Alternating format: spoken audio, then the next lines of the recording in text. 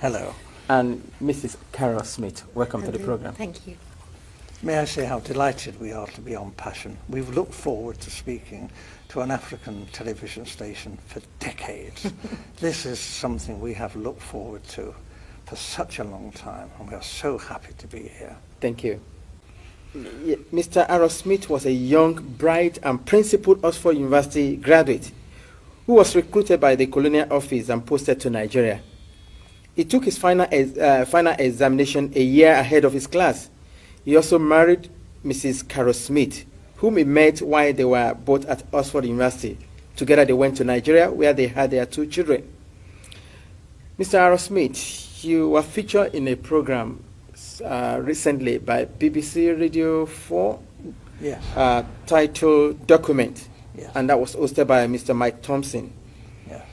You were alleged that the British government rigged the first and most important election in the history of Nigeria in 1959 in favor of the North. Am I correct? Yes.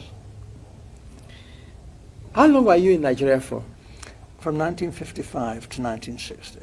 And we were based in Lagos. I was on the staff of the Department of Labour. I was largely occupied with employment problems, all the employment exchanges, and statistics, and international reports, and was kept pretty busy.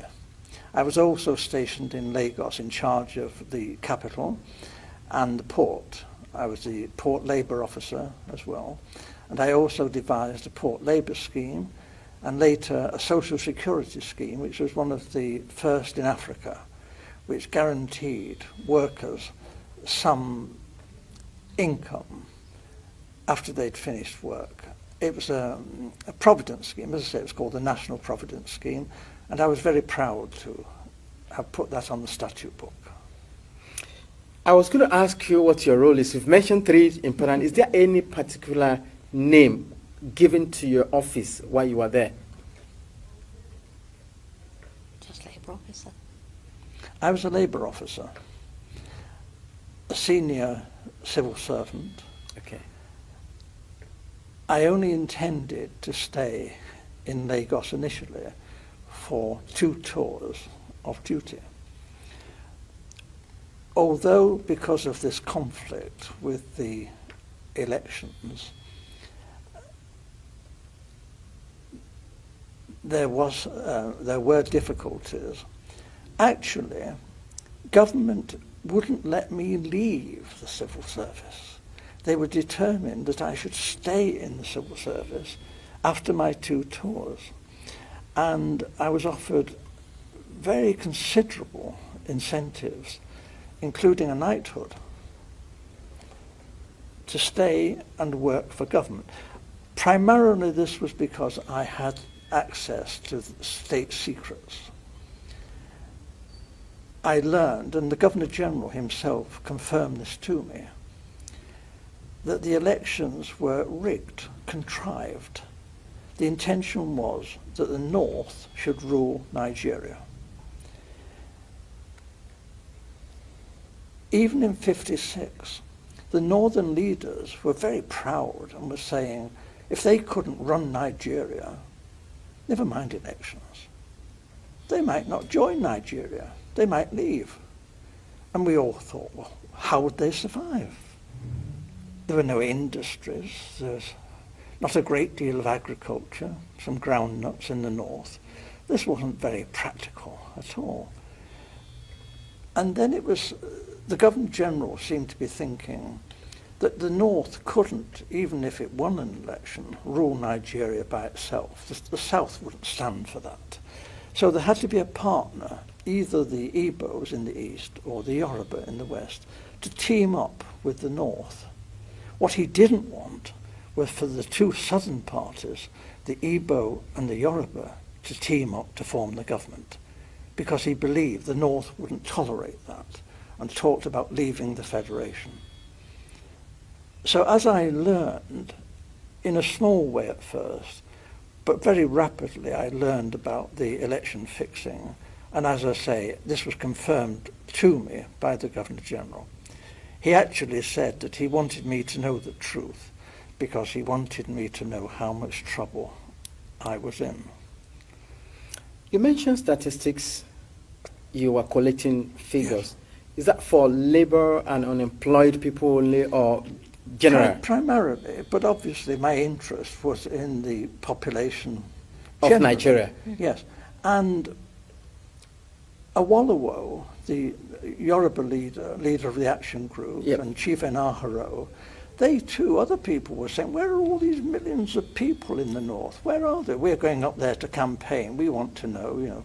And you see all these, you know, thousands of miles of not very developed countryside, and yet the northerners are claiming that their voting registration figures are larger than in the south, you know, larger, far more people up there.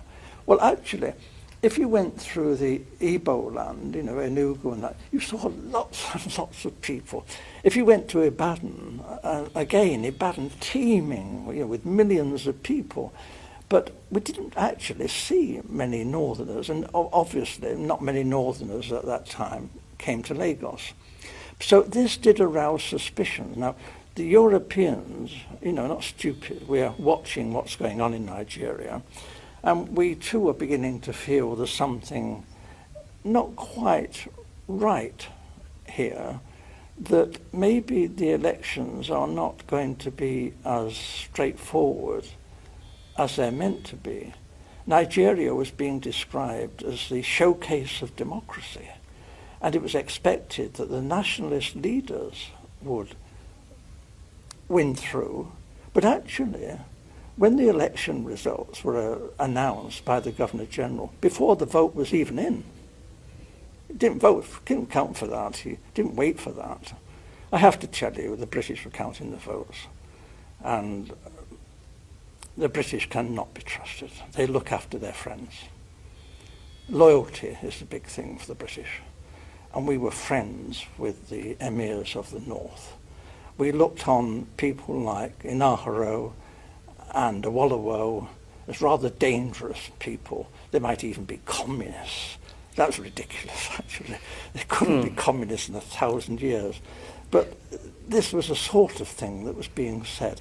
And we were, Europeans, were getting a bit worried about all this. It wasn't quite the honest, straightforward election that we were hoping for. Apart from Professor Anderson and Dr. Patrick Wilmot that supported your submission on the rigged election, there were other people who also served in the colonial office in your days. I mean, who opposed to this submission? Initially, I was warned of what was going on by my senior officer, a Major Bunker.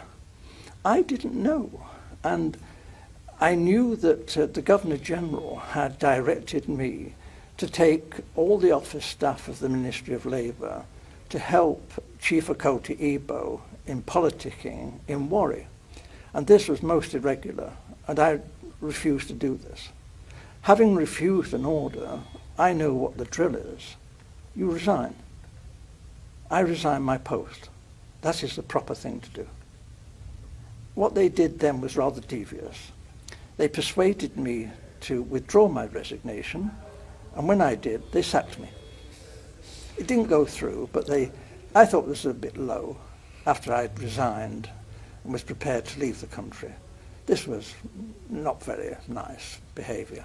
They later withdrew this and said that I had been of some service to the state, and actually commended me for what I had done, and said I could leave Nigeria with splendid testimonials, and we shook hands on this.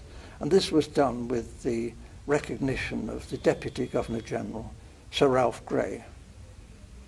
And then I left Nigeria the first time and took up a job as a personnel officer, a very big job, with the Esso refinery.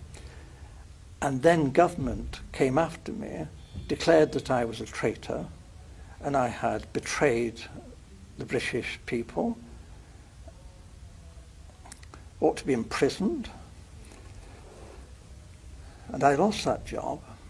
And then they came to me again and said it's all been a big mistake, dreadful mistake. I'm a jolly decent chap, Oxford chap, and they put me on a plane straight back to Nigeria where I'd make up for the time I'd been away.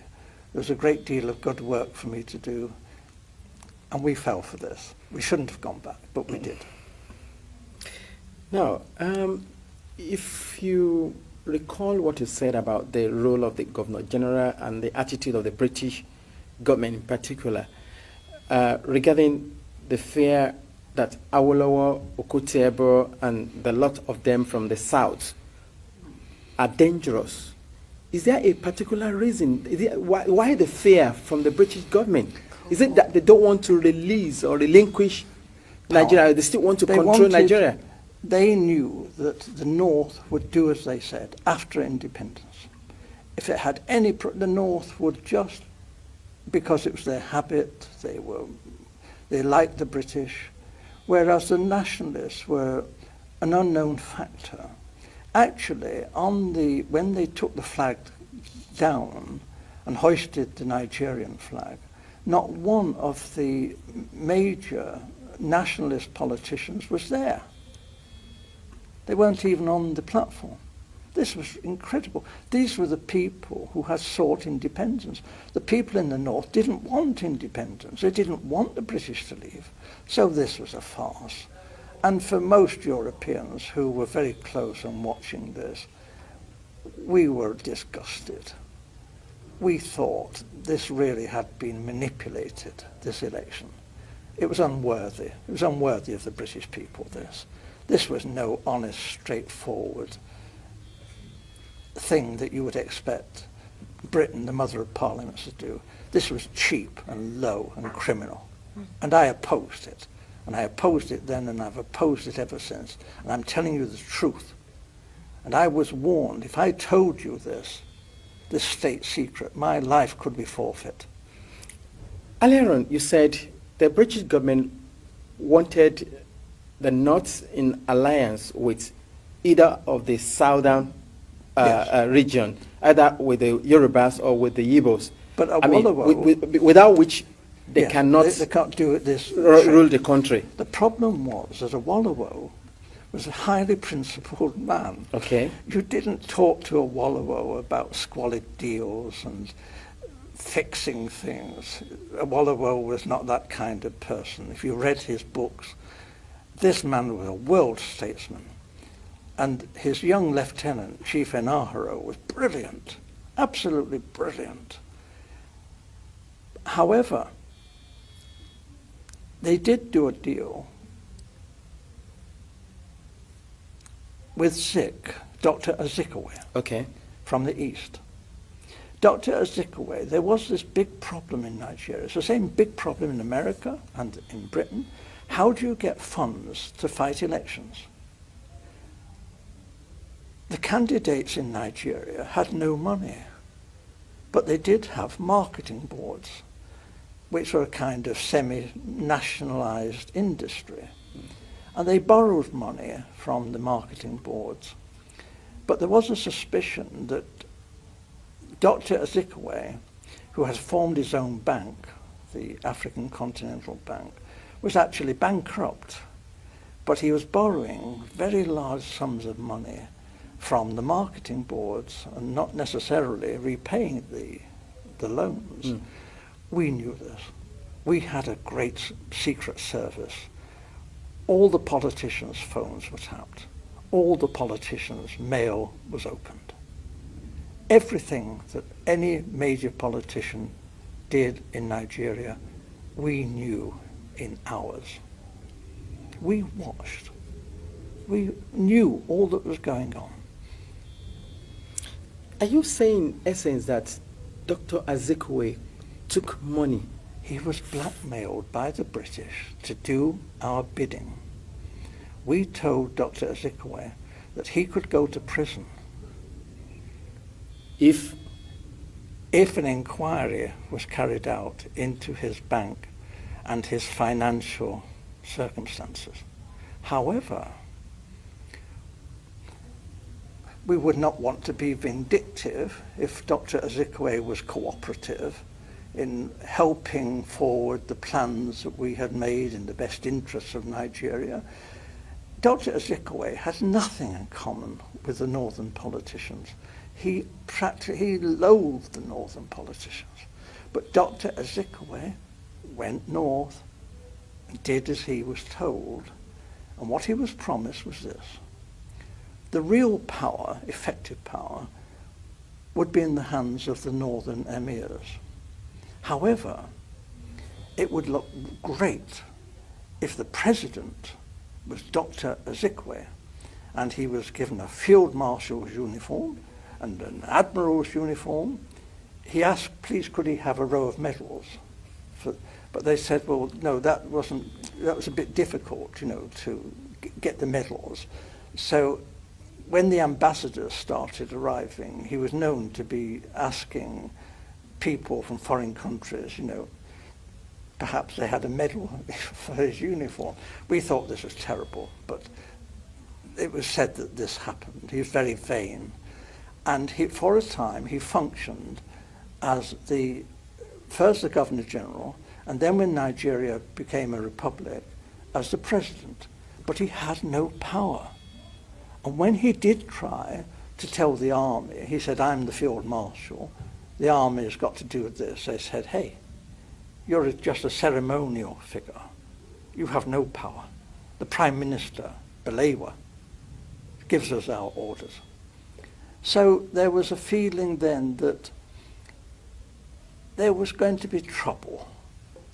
And then it was because the Awolowo and the Action Group had become the official opposition. What we British wondered, how could they win